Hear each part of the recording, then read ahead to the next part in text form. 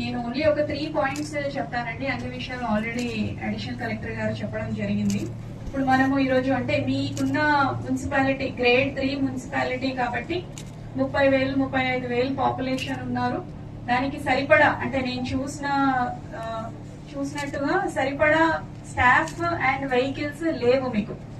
మనకి Swachh Bharat guide lines ప్రకారం ప్రతి 10,000 మంది జనాభాకి 28 మంది శానిటేషన్ వర్కర్స్ కావాలి. ఆ విధంగా చూస్తే మీకు దాదాపు 90 మంది శానిటేషన్ వర్కర్స్ కావాల్సి ఉంది. కొంచెం కొరత కనిపిస్తుంది.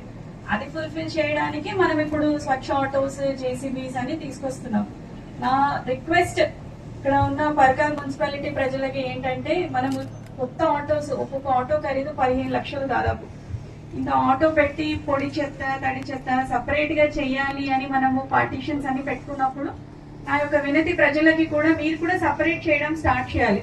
ఇప్పుడు ప్రతి మున్సిపాలిటీలో, ప్రతి గ్రామ పంచాయతీలో అతిపెద్ద సమస్యగా ఏది తయారవుతుంది అంటే మీ కమిషనర్ గారు చెప్పారు, ప్రతిరోజు 8 టన్నుల వేస్ట్ జనరేట్ అవుతుంది అని. 8 టన్నుల వేస్ట్ జనరేట్ అవుతే అది ఎక్కడికి పోవాలి మరి? అంటే దాంట్లో 50-50 రాదు ఎప్పుడైనా కానీ కూడా. రఫ్ గా 50-50 అంటే 4 టన్నులు డ్రై వేస్ట్, 4 టన్నులు తడి వేస్ట్ అంటే అది ఎలా మనం ప్రాసెస్ చేయాలి? మీరు ఇంట్లోనే, నా రిక్వెస్ట్ మెప్మా ద్వారా కూడా, ఇంట్లోనే ఒక చిన్న కాలనీకి ఒక కంపోస్ట్ యూనిట్, ఒక అపార్ట్మెంట్ కి ఒక కంపోస్ట్ యూనిట్ అట్లాంటిది మీరు ఏర్పాటు చేసుకోవాలి. దానికి తగిన శిక్షణ కూడా మేము ఇస్తాము. ఈ 100 రోజుల యాక్టివిటీలో ఇది కూడా ఒక యాక్టివిటీ ఉంది మనకు. ఇది చేయాలని కోరుకుంటున్నాను. రెండో విషయం, మెప్మా యాక్టివిటీస్. మెప్మా అంటే ఇక్కడ మనకి మహిళల గ్రూప్స్, అంటే మీకు బ్యాంక్ లింకేజ్ ఇచ్చినది, దాని టార్గెట్స్ ఫుల్ఫిల్ చేయడం అది ఒక ఎత్తుగా చూస్తే, చదివితే, వింటే బాగానే అనిపిస్తుంది. అంటే టార్గెట్స్ అన్ని మంచిగా రీచ్ అయ్యారు అని. కానీ నా అబ్జర్వేషన్ లో ఏంటంటే మహిళలకి ఇక్కడ ఇంకా ఎక్కువ శిక్షణ ఇవ్వాలి అని అనిపిస్తుంది.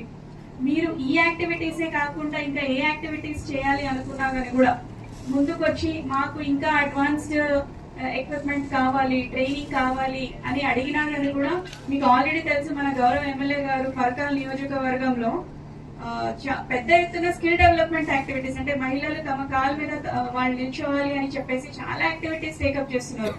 సో మున్సిపాలిటీలో కూడా మీరు సార్ లీడర్షిప్ వాడుకోవాలి. ఏది ఉన్నా కానీ కూడా సార్కి చెప్పాలి, లేకపోతే నాకు చెప్పాలి. ఇంకా అడ్వాన్స్ అవ్వాలని కోరుకుంటున్నాను. థర్డ్ విషయం, లాస్ట్ విషయం, ఇది ఇందిరమ్మ ఇల్లు. పర్కాల్ మున్సిపాలిటీలో మనకి పెద్ద ఎత్తున ఇందిరమ్మ ఇల్లు శాంక్షన్ చేయడం జరిగింది.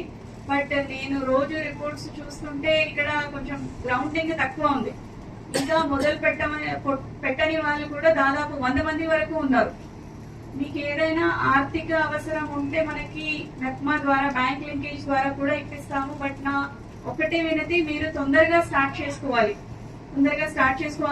లేదంటే మనకి ప్రజావానికి కానీ, ప్రతిరోజు ఎమ్మెల్యే గారికి, నాకైనా కానీ కూడా మాకు ఇందిరమ్మ ఇల్లు ఇవ్వండి అని చాలా మంది వస్తున్నారు. మరి వాళ్ళని కన్సిడర్ చేయాల్సి వస్తుంది. సో నా ఒకే రిక్వెస్ట్, ఆర్థిక సహాయం కావాలి అంటే మెప్మా ద్వారా అందిస్తాము. లేదా మీరైనా కానీ కూడా నెక్స్ట్ ఈ వారం రోజుల్లో అందరూ ఇందిరమ్మ ఇల్లు మొదలు పెట్టాలి. మొదలు పెట్టినది కూడా ఇంకా ముందుకు తీసుకెళ్లాలని కోరుకుంటూ ముగిస్తున్నాను.